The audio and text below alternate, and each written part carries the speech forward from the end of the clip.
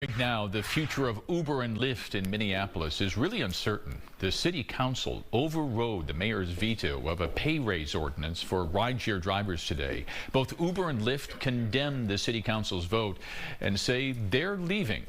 Now, the question becomes, what's next for nights out, rides to and from the airport, and big conventions and sporting events?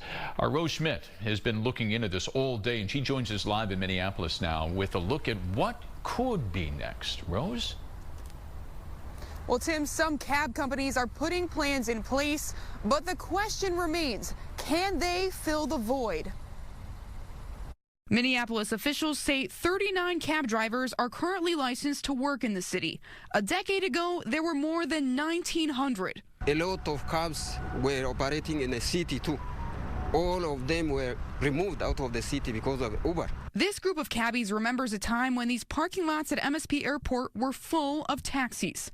Some of them also drive for rideshare companies. So I do sometimes Uber and full-time now taxi because Uber, they don't pay, so you have to work like 12 hours to make like $120 or $150, Now they're wondering what the future will bring, as Uber and Lyft say they'll leave Minneapolis on May 1st. I'm with two emotions. Number one, it's good for us.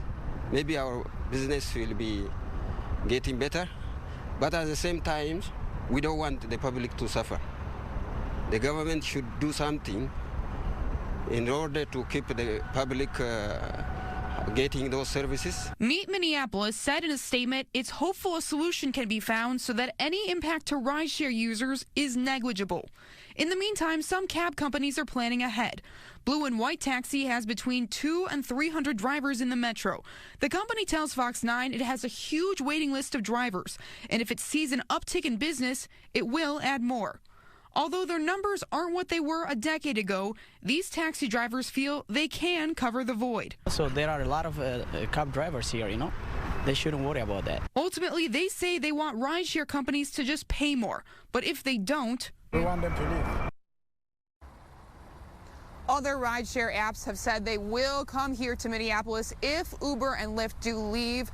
Although a city spokesperson tells us as of today, no other transportation network company has applied for a license here. Reporting live in Minneapolis, Rose Schmidt, Fox 9.